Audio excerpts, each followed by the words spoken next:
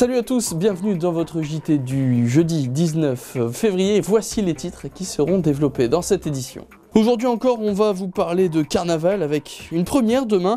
Ça se passera du côté de Saint-Georges-sur-l'Aa. Par contre, Mardi Gras est un classique du carnaval, surtout du côté de Petit-Fort et de sa traditionnelle bande. Et puis vu qu'il n'y a pas de bande dans le Sivom ce week-end, on vous proposera une petite idée sortie avant le bal des Zigomards. Ça se passe chez nos voisins de Lonne-Plage. C'est une exposition intitulée Les talents launois. Demain soir, événement à Saint-Georges-sur-l'Aa. Pour la première fois de son histoire, la ville va accueillir une bande de carnaval enfantin. Tout est évidemment déjà prêt. On fait le point avec son maire, Claude Charlemagne. Reconnaissez-vous ce géant? Oui, c'est bien Georges Ier, le premier géant de Saint-Georges-sur-l'Aa. Car demain, après l'école et alors que les vacances commencent pour eux, les enfants pourront participer à la première bande de l'histoire de Saint-Georges. C'est, pour ceux qui connaissent Saint-Georges, vous savez que c'est pas une grande agglomération. Donc on va démarrer de la salle, on va emprunter la rue de l'église, on va remonter la rue du village pour redescendre et pour la mise au bûcher qui se fera sur la place à côté de l'église. On a fabriqué un bonhomme qu'on mettra au bûcher. Donc on l'a baptisé Georges, ce sera Georges Ier.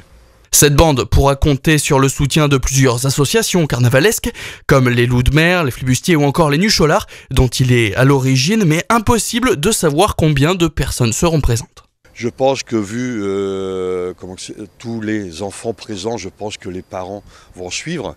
Et pour cette occasion, la municipalité organise une chapelle à la salle des fêtes. Donc tout le monde y est convié, même les gens extérieurs au village.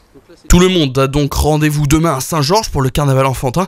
Et une bande pour les adultes, monsieur le maire, c'est pour quand? Ah, très bonne question. Bon, on va déjà commencer avec les enfants. Pour les adultes, vous savez, il y a déjà tout de même pas mal sur Gravelines et sur Petit-Fort, sur Grand-Fort, il y a pas mal de bandes. Donc il ne faut pas oublier que Saint-Georges, ce n'est que 320 habitants. Donc on aura du mal.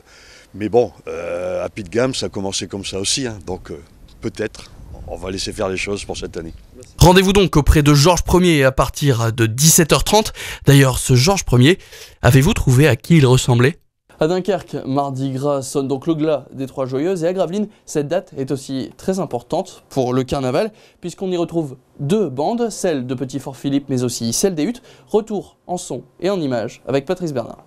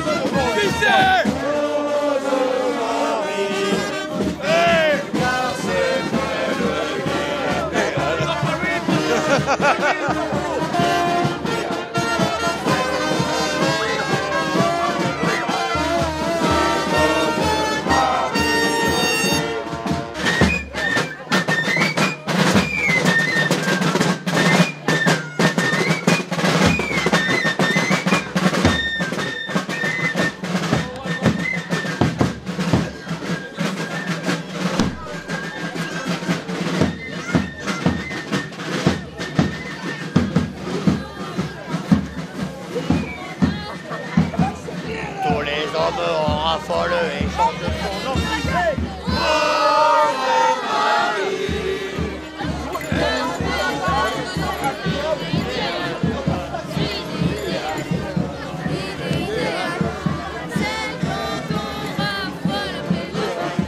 C'est Rose Marie.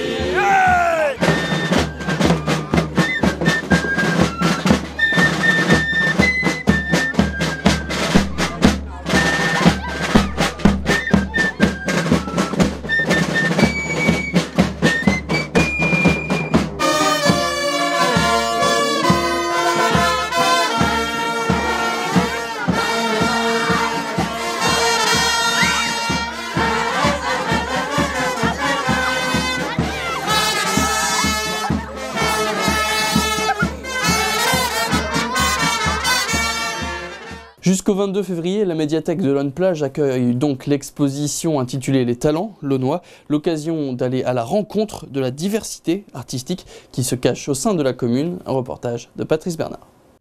Les artistes amateurs de Lonne-Plage exposent dans leur médiathèque. Peinture à l'huile, aquarelle, scrapbooking, carte 3D, sculpture, décoration sur carton, chansons et même livres pour enfants, l'exposition présente le travail de 14 artistes locaux. Cet événement, c'est parce qu'on expose régulièrement tous les ans des artistes du centre social qui est juste en face de la médiathèque. Et l'idée, c'était d'ouvrir ces expositions à d'autres talents qui ne viennent pas au centre social, mais qui sont des talents amateurs de l'Unplage. Et donc, on leur a consacré une expo à part entière dans notre programme annuel. L'occasion pour la municipalité de faire découvrir la diversité de ses talents et pour les artistes locaux, un moyen de sortir de l'ombre.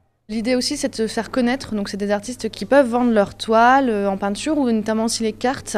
La dame qui fait les cartes de scrapbooking, l'idée, c'était de se faire connaître pour avoir un petit public, comme elle peut le faire au marché de Noël ou autre, mais là, dans un cadre différent.